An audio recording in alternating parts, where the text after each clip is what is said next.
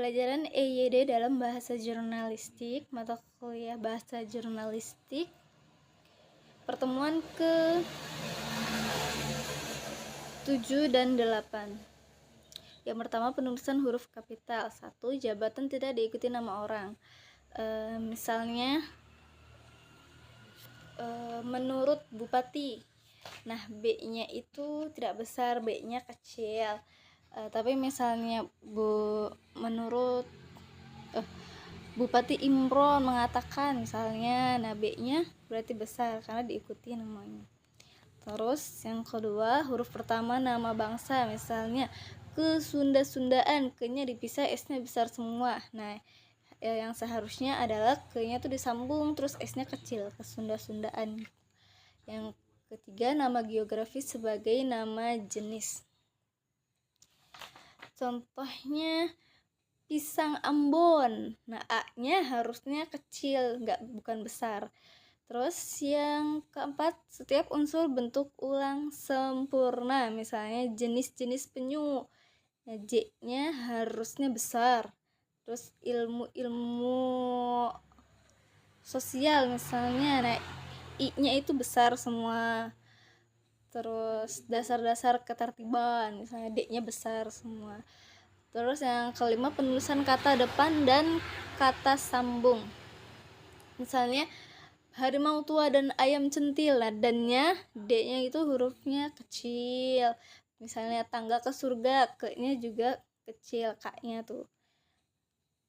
Terus taksi yang menghilang, misalnya ya, nah penulisan huruf Y itu yangnya kecil. Terus penulisan huruf miring. Nah, dalam pedoman EYD, ketentuan penulisan huruf miring hanya menunjuk kepada 3 hal saja, yaitu ini: penulisan nama buku, penulisan penegasan kata, penulisan kata dan nama ilmiah. Lalu penulisan kata turunan.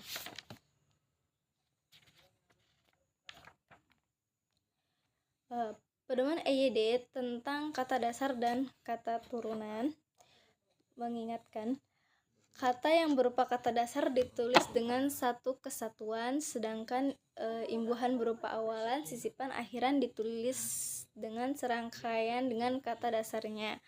Jika bentuk dasar berupa gabungan kata, maka awalan atau akhiran ditulis serangkai dengan kata yang langsung mengikuti atau mendahuluinya.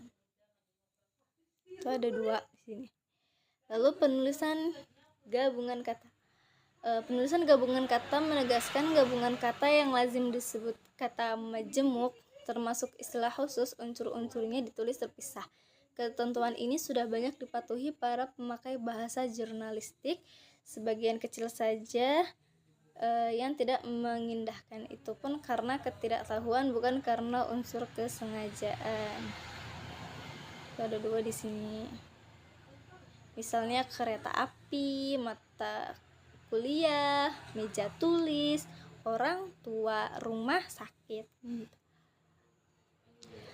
Lalu penulisan partikel. Yang pertama, penulisan partikel pun.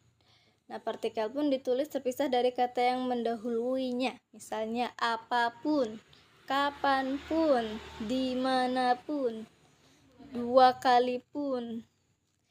Yang kedua, penulisan partikel per yang berarti mulai, demi, dan tiap ditulis terpisah dari bagian kalimat yang mendahuluinya atau mengikutinya.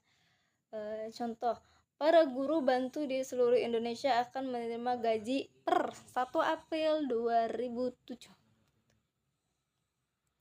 Terus penulisan singkatan. Yang pertama ini penulisan singkatan umum 3 huruf. Yang kedua, penulisan singkatan mata uang. Terus ada penulisan akronim. Ada 2 juga, ada akronim nama diri dan akronim bukan nama diri. Lalu penulisan angka.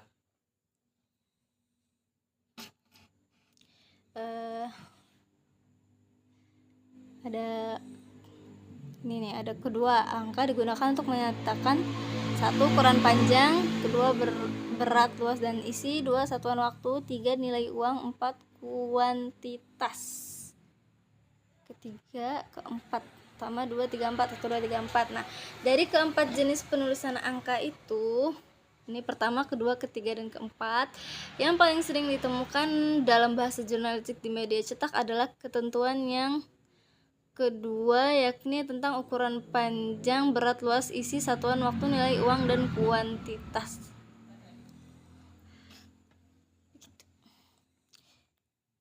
Lalu ada penulisan lambang bilangan. Dari 8 jenis penulisan bilangan yang diatur dalam pedoman EYD, 4 diantaranya perlu kita bahas. Nah, di sini yang 4 ini mengingat apa yang dibolehkan dalam pedoman EYD belum tentu dibolehkan pula dalam bahasa jurnalistik dan bisa terjadi bahkan sebaliknya.